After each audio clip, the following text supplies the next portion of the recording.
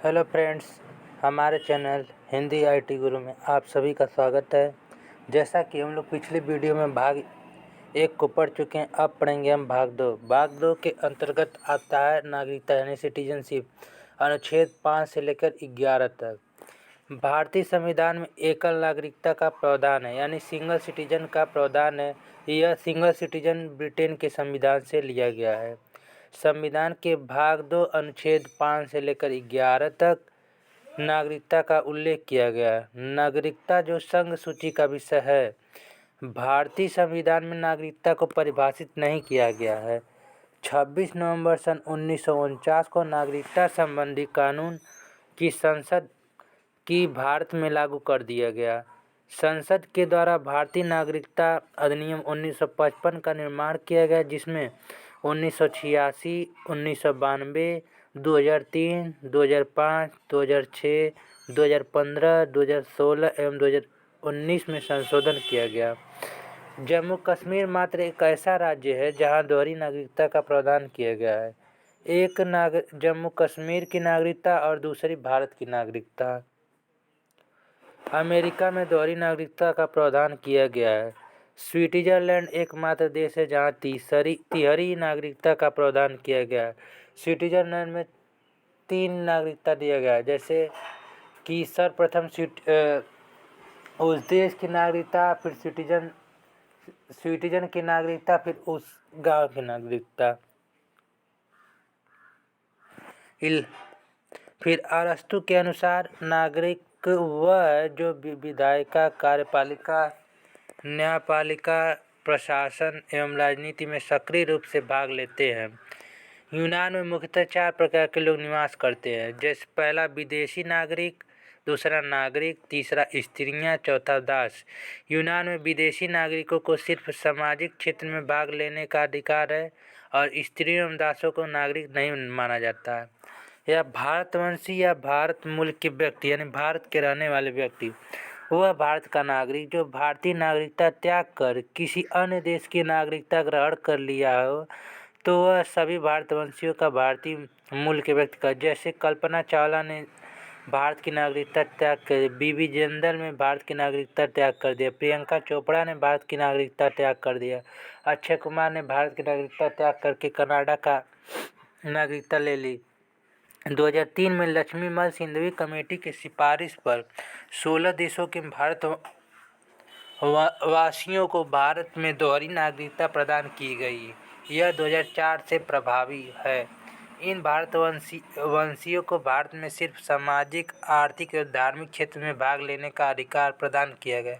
इन्हें राजनीतिक या प्रशासनिक भाग में लेने का अधिकार नहीं है। अप्रवासी भारतीय, नॉन रेसिडेंस इंडियन, एनआरआई मतलब वह भारत का नागरिक जो किसी अन्य देश में 182 दिनों तक अस्थायी रूप से रह रहा हो, वे सभी अप्रवासी भारतीय कहलाते हैं। अब आर्टिकल 5 यानी अनुच्छेद 5 के अंतर्गत क्या क्या आता है।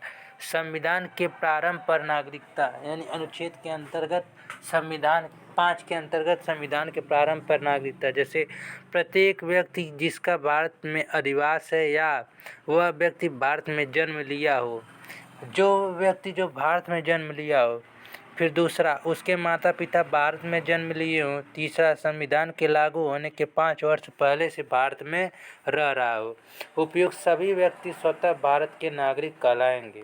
अब अनुच्छेद 6 यानी आर्टिकल 6, पाकिस्तान से भारत का प्रव्रजन यानी पलायन करने वाला, चला जाने वाला कुछ व्यक्तियों को नागरिकता का अधिकार है। जैसे 19 जुलाई 1948 के पूर्व जो व्यक्ति पाकिस्तान से भारत आ गए हैं, उन्हें स्वतः भारत का नागरिकता प्राप्त मिल जाएगी।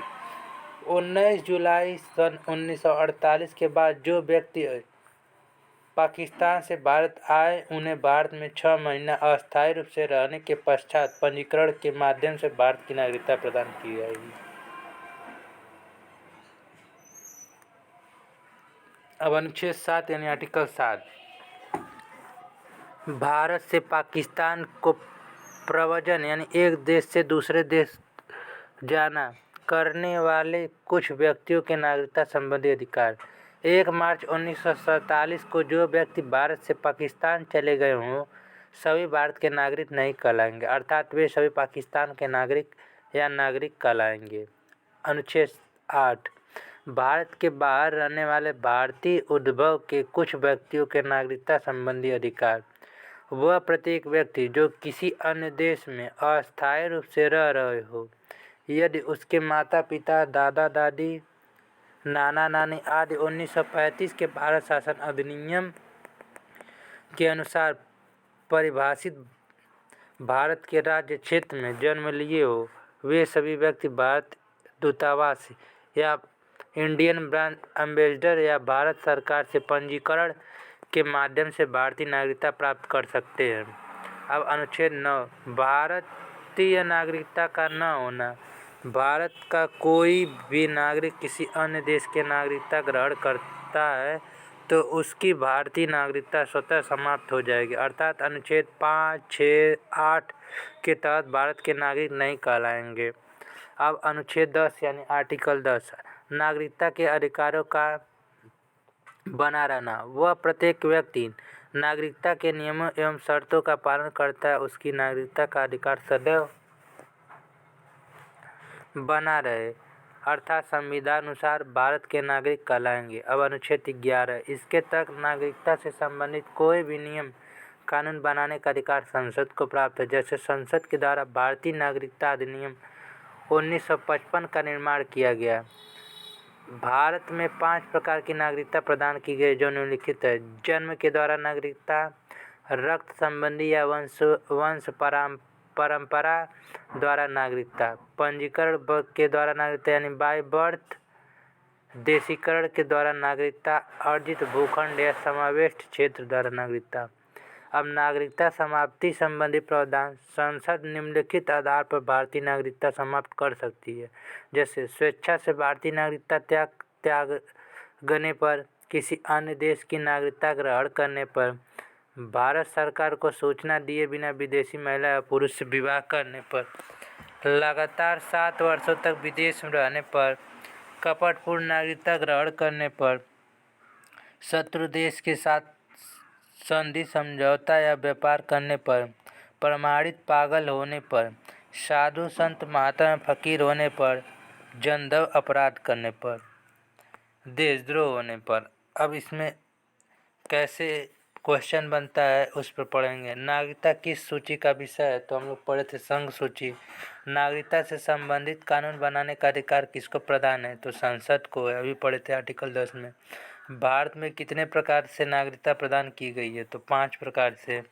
भारत में नागरिकता किस आधार पर प्रदान नहीं की जाती है, जन्म के द्वारा की जाती है, पंजीकरण के द्वारा की जाती है, देशीकरण के द्वारा जाती है, अर्जित संपत्ति के द्वारा नहीं की जा सकती।